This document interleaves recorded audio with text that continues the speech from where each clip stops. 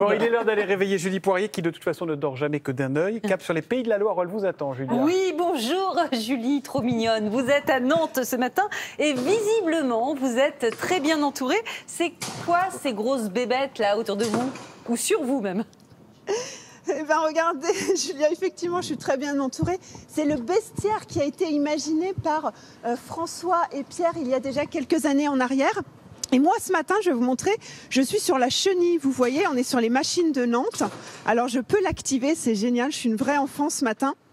Les fameuses machines de Nantes qui sont sur l'île, tout simplement, qui était à la base un ancien chantier naval. Et moi, je suis sur le bébé ce matin, la chenille, parce que vous savez très bien que l'emblème de ce grand site, c'est le fameux éléphant. Regardez bien sur l'image.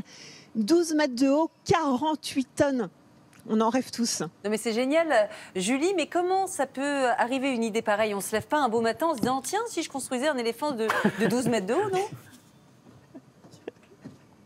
Non, alors nous, ça ne nous arrive pas, mais je peux vous dire qu'à Pierre et à François, ça leur est arrivé. Pierre, comment on imagine un jour qu'on va faire un éléphant, qu'on va faire des machines comme ça qui vont fonctionner?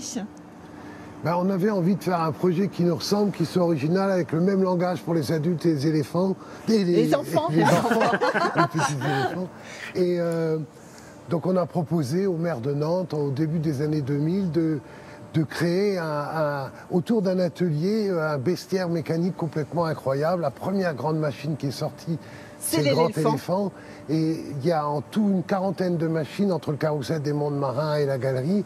Et ils ont tous un peu un point commun, c'est qu'il y a une espèce d'ambiguïté entre le mécanique et le vivant. Un enfant, il va voir un éléphant. Ouais. Peut-être les parents vont voir une machine, vont regarder l'hydraulique.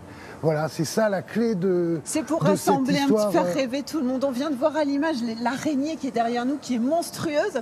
Et puis, il y a toutes ces autres petites bêtes là qui sont en train de s'activer tout doucement. On met en vie. Et toute la journée, le public défile. Il y a des cycles de 50 minutes où toutes les machines sont mises en vie.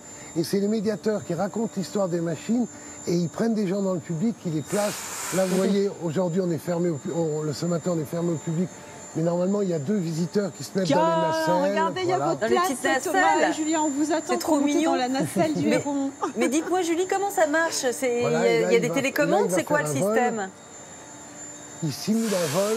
Alors regardez, oui, il y a des télécommandes. Venez avec moi, Pierre, on va s'approcher de Nicolas. Mais il y a la télécommande, elle est là, hein, c'est un petit joystick finalement. Il y a quand même des personnes qui sont dans le héron, Pierre.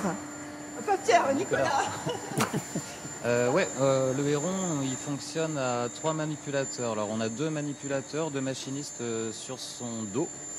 Un qui va être en charge de l'articulation des ailes avec un principe hydraulique. Il va gérer l'ouverture, la fermeture, le lever, le baisser. Il va jouer aussi sur l'inclinaison du corps du héron. Ça passe au millimètre là. Ça passe au millimètre, ouais. À ses côtés, on a un autre machiniste qui va agir sur la tête comme une véritable marionnette. Voilà.